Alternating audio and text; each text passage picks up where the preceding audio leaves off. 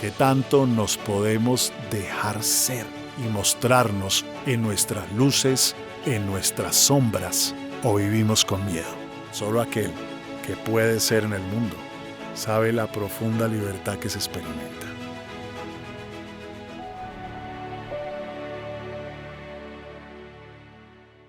Yo pude haber construido desde pequeño la sensación que la vida era una lucha constante, un esfuerzo por alcanzar los logros, y que si la gente no se esfuerza en la vida, entonces no vale.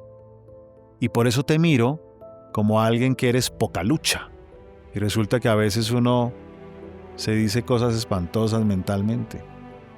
A veces uno dice algo e inmediatamente nuestra cabeza dice: ¡qué imbécil! ¿Cómo fuiste a decir eso? Pues lo primero es que la vida no se trata de sobrevivir. La vida se trata de vivir. Y si te la vas a pasar toda la vida buscando cómo sobrevivir, pues se te fue la vida apagando incendios. Aprender a mirar con aceptación, en donde siempre puse el ojo del rechazo. Aprender a mirar con admiración, en donde siempre puse el ojo del desamor. Y aprender a mirar con aprecio, en donde siempre estuve mirando con el ojo del desprecio. Hola, bienvenidos y bienvenidas a un episodio más de su podcast Ad Propositum. Hoy conversando acerca de un tema complejo, como siempre, porque hay miradas que a veces sacan lo peor de uno. Hay vínculos que hacen que surjan en nosotros cosas que quizás ni sabíamos que teníamos o que éramos capaces de hacer. De eso vamos a conversar hoy.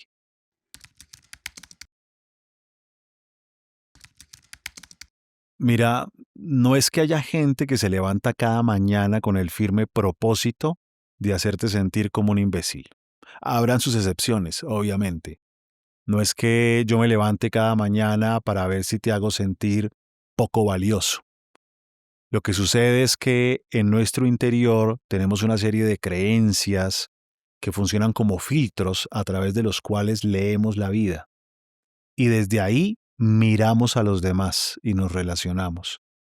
Así es que yo pude haber construido desde pequeño la sensación que la vida era una lucha constante, un esfuerzo por alcanzar los logros, y que si la gente no se esfuerza en la vida, entonces no vale. Y por eso te miro como alguien que eres poca lucha, como alguien que eres poco esforzado. Y me da rabia verte ahí gozando la vida sin esforzarte y lucharla. Y me molesta verte poco estresado o poca estresada, porque deberías estar afectado y luchando la vida, porque la vida es una lucha constante. Y me da rabia que te vaya bien en la vida y que produzcas mucho dinero sin haberte esforzado todo lo que yo sí me he esforzado y todo lo que he estudiado para que tú, que solo haciendo videitos o cosas A, B o C, ganes tanto dinero. Pero no es que yo me levante por la mañana con el propósito de mirar a la gente y hacerla sentir así, o intentar que se sienta así. Es que me sale natural. Y me sale natural porque tengo esas creencias y esas memorias afectivas dentro de mí.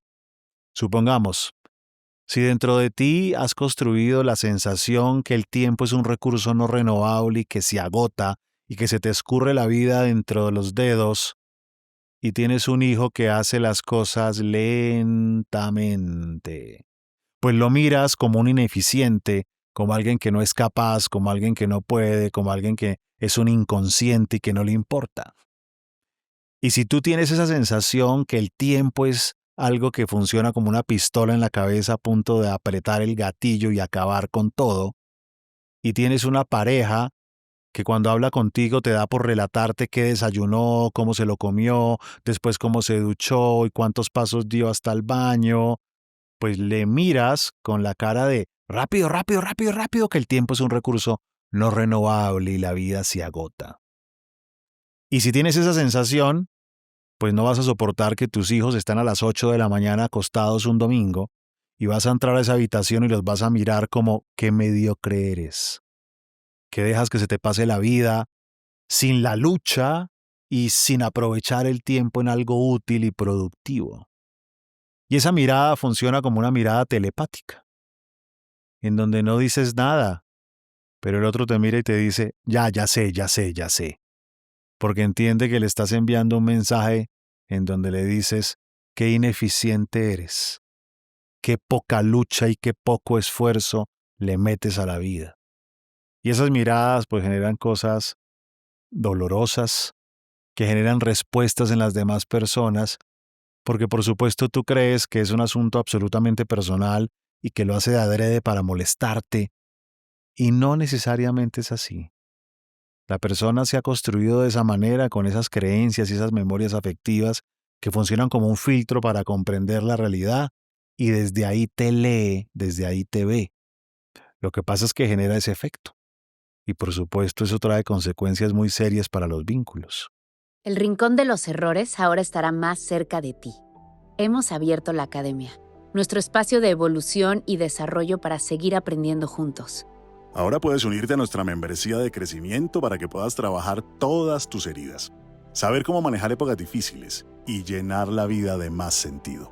Durante tu suscripción trimestral o semestral, accederás de inmediato a decenas de cursos, masterclass, workbooks, encuentros en directo con Efren y muchas otras sorpresas. Visítanos en www.elrincondeloserrores.com y desde allí inscríbete en la Academia Ad Propósito, para que continuemos avanzando en este camino.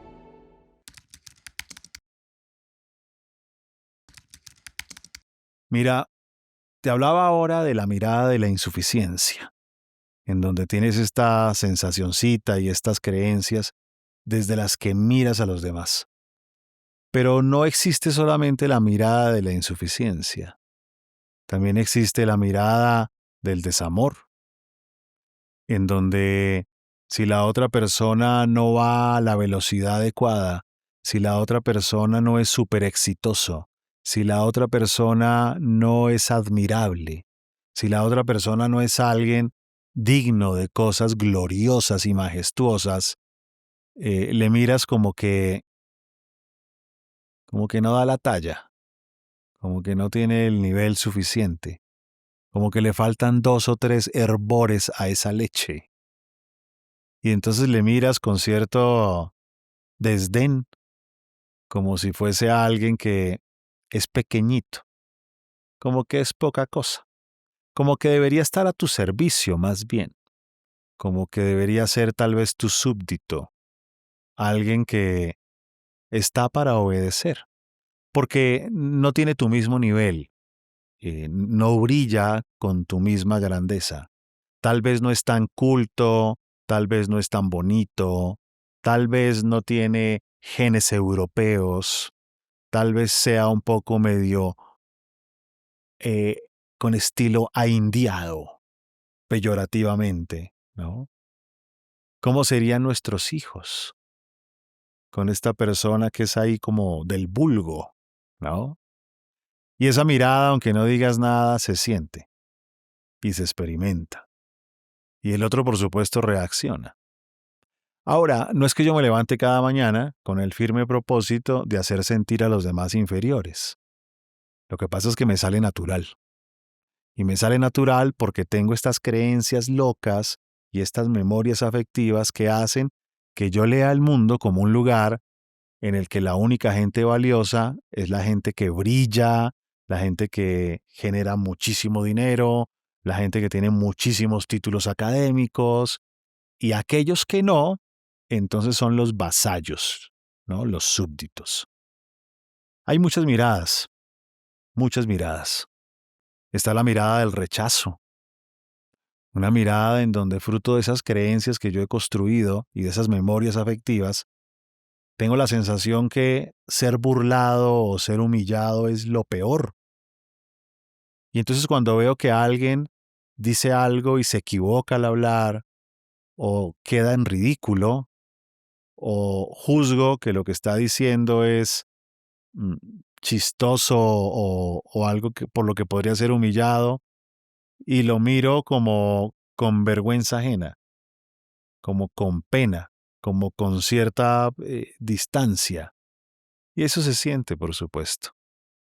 En la personalidad hay unas reglas, y una de ellas dice que nos tratamos a nosotros mismos como algunas de las figuras más importantes de la vida nos trataron.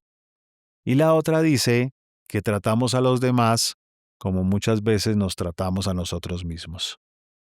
Y resulta que a veces uno se dice cosas espantosas mentalmente. A veces uno dice algo e inmediatamente nuestra cabeza dice, qué imbécil, ¿cómo fuiste a decir eso? Qué tonta, qué bruto.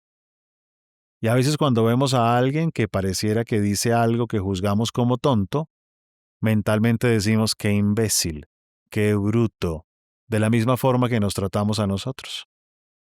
A veces nos tratamos a nosotros desde esa mirada de la insuficiencia y decimos, no, qué mediocre, es que no me esforcé tanto, es que no lo he luchado tanto, es que salió mal por mi culpa. Y de esa misma forma miramos al otro y lo juzgamos así de duro. Así es que esto de miradas que sacan lo peor de los demás también tiene que ver con miradas que sacan esa visión desconsiderada de nosotros mismos. Nos vemos y nos tratamos a nosotros mismos de formas similares como a veces vemos y tratamos a los demás.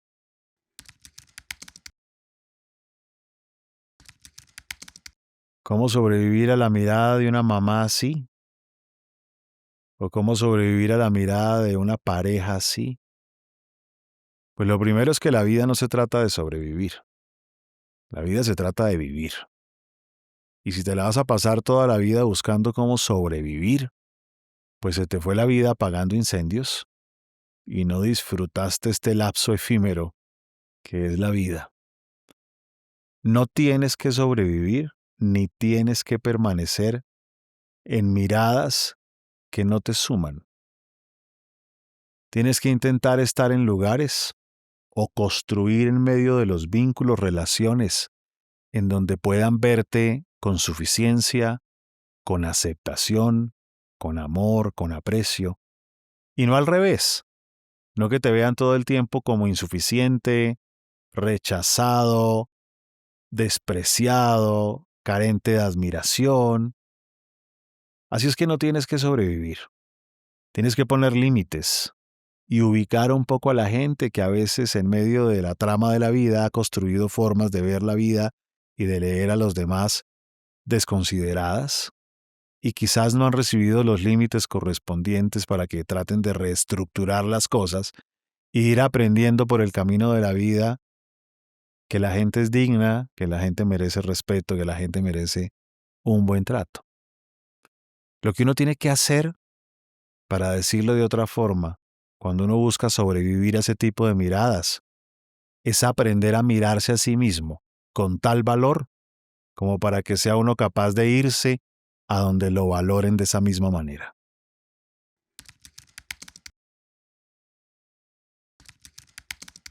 ¿Cómo cambiar nuestra forma de mirar? Tenemos que hacer mucha conciencia. Por un lado, del impacto interpersonal que generan nuestras miradas. Porque aunque suene metafóricamente esto del impacto interpersonal de nuestras miradas, yo creo que todos en algún momento hemos sentido como hay miradas que te dicen, me gustas, o hay miradas que te dicen, te voy a matar, sin mencionar palabra alguna. Luego esto de las miradas no es tan metafórico. Y cuando yo puedo ver el impacto que genero en los demás, cuando me atrevo a preguntarles lo que les hago sentir, cuando me atrevo a indagar acerca de qué genero yo en los otros, ahí puedo empezar a conocerme con profundidad. Creo que además cuando yo puedo tratar de descubrir la manera como yo construí, esa forma en la que me miro y esa forma en la que te miro, esa manera con la que me critico y esa forma como te critico. Y puedo descubrir que quizás en medio del camino fueron formas de sobrevivir o aprendizajes que tuvimos, pero ahí le doy una oportunidad al cambio, porque entiendo aquellas ideas locas que se me metieron en la cabeza y desde las cuales construyo la mirada. Ahora bien, no basta solo con conocer de dónde viene la forma de mirar de uno, o reconocer el impacto interpersonal que uno genera. También hay que hacerse cargo. También hay que ubicarse en la vida. También hay que hacer ejercicios conscientes para aprender a mirar con suficiencia, en donde siempre puse el ojo de la insuficiencia. Aprender a mirar con aceptación, en donde siempre puse el ojo del rechazo. Aprender a mirar con admiración, en donde siempre puse el ojo del desamor. Y aprender a mirar con aprecio, en donde siempre estuve mirando con el ojo del desprecio. Hacerlo minuto a minuto, durante una época importante de la vida, y estar alerta al impacto interpersonal que tú dejas cuando cambias tu mirada. Bueno, muy bien. Hablamos hoy de la forma como nos miramos, que suena metáfora, pero como ya vimos, no es tan así. Les espero en un próximo episodio de su podcast Ad Propositum.